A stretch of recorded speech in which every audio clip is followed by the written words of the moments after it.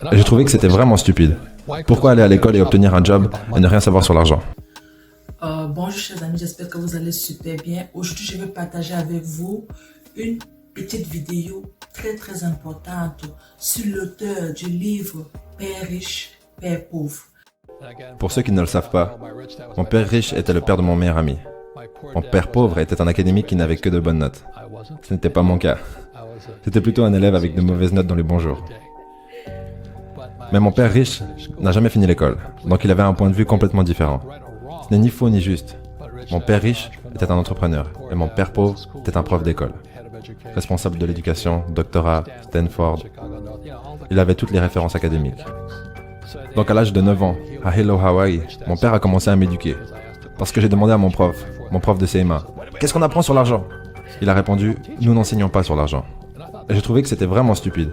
Pourquoi aller à l'école et obtenir un job et ne rien savoir sur l'argent? Donc avec ça, c'était la leçon numéro 1. Les riches ne travaillent pas pour l'argent. Ma façon d'enseigner, c'est d'abord d'ajouter du doute dans votre cerveau, pour changer votre système de croyances. Et ensuite, peut-être, vous allez pouvoir choisir de nouvelles croyances, ou continuer avec vos vieilles croyances. Parce que l'éducation financière, c'est au sujet de ne pas travailler pour l'argent. C'est comme l'une des premières questions que j'avais lorsque j'ai finalement compris ce que mon père riche disait.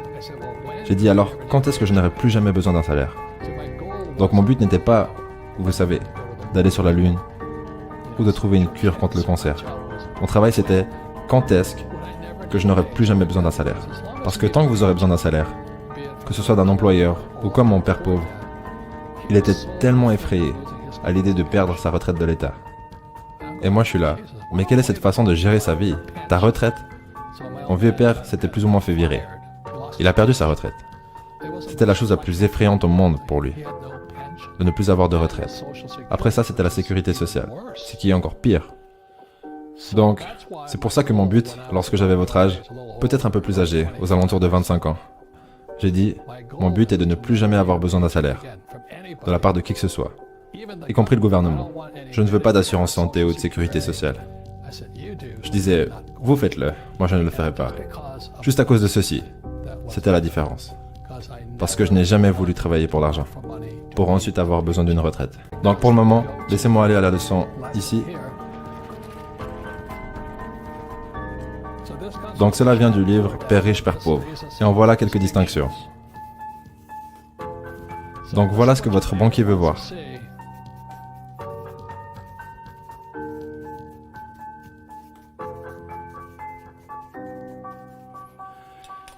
Et fondamentalement, le problème que la plupart des gens font, c'est qu'ils vont à l'école pour obtenir un travail. Et ils travaillent ici. Donc ça concerne les pauvres, la classe moyenne et ces gens. Et on en parlera tout à l'heure.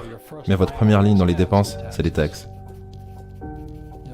Juste dernièrement, le président Trump a dit qu'il y aura des réductions d'impôts. Il n'y avait pas de réduction d'impôts pour ces gens. Comme vous le savez, les règles sont toujours écrites pour les riches. Je n'ai pas écrit les règles. Vous pouvez être énervé envers moi, mais ce sont les règles. Les riches créent les règles d'or. Celui qui possède l'or crée les règles. Donc les réductions d'impôts allaient pour les gens qui possèdent des avoirs ici. Vous en apprendrez plus un peu plus tard. Mais c'est pour ça que je travaille. Donc je travaille pour, numéro 1, je suis un entrepreneur. Je veux des entreprises. J'ai de multiples entreprises. Et je n'y travaille pas. Comme vous le savez, vu que vous travaillez ici, vous ne me voyez jamais. Parce que je ne travaille pas pour un salaire. Ensuite, il y a l'immobilier. L'immobilier, c'est bien pour plusieurs raisons, à travers lesquelles nous passerons, mais la première raison, c'est les dettes. J'utilise beaucoup de dettes pour acheter mes biens immobiliers. Et je ne paie pas de taxes. Voilà le lien à faire ici. Ensuite, c'est tout ce qui est papier. Et c'est les économies, les actions boursières, les fonds mutuels, les ETF. Je n'ai rien de tout ça. Je n'économise pas d'argent. Je ne joue pas avec ça. Mais c'est ce que la plupart des gens font. Aller à l'école, trouver un job, obtenir un troisième pilier, économiser de l'argent. Loser. Je fais ça juste pour vous énerver. Parce que peut-être vous y réfléchirez. Parce que je n'ai pas créé les règles. Mais ce sont les règles. Ces gens-là payent le plus de taxes. Et c'est ceux qui travaillent le plus. Et en dernier, il y a les commodités. 4 classes d'avoirs différents. Donc les commodités sont... Numéro 1, c'est l'or. 2, c'est l'argent, le pétrole, les terres, l'eau, la nourriture. Donc, c'est pour ça que je travaillais. Quand j'ai fini l'école, au lieu d'aller travailler pour un salaire et de travailler pour de l'argent, mon éducation devait aller au-delà d'obtenir un travail. Ce que j'avais un bon travail. Je devais maintenant... En fait, quand j'ai quitté l'école, la chose sur laquelle je me suis concentré en premier, c'était les commodités. En 1972, j'ai commencé à acheter de l'or. C'était illégal pour les Américains de posséder de l'or. Est-ce que vous pouvez imaginer ça? En 1972. Aujourd'hui, vous avez Bitcoin. C'est différent, ok? Tout change tellement rapidement de nos jours. Et ensuite, je suis passé dans l'immobilier. Pourquoi? Parce que je peux utiliser des dettes pour acheter de l'immobilier. Et vu que j'utilise des dettes, je ne paie pas de taxes. Et en troisième, j'ai commencé mon business. Mon premier vrai business. J'ai eu beaucoup de petits business étant jeune. Mais mon premier vrai business, c'était un portefeuille de surfeurs en nylon et velcro. Et c'est devenu directement international. Le problème, c'était que j'étais un idiot. Donc le business est monté et il est redescendu. Ce qui m'a maintenu en vie, c'était ça et ça. Donc vous pourriez me dire, mais pourquoi tu ne travailles pas pour l'argent? Et on va répondre à ça après. Ce que je ne veux pas, c'est ce qu'on appelle un salaire. Je veux des entrées d'argent.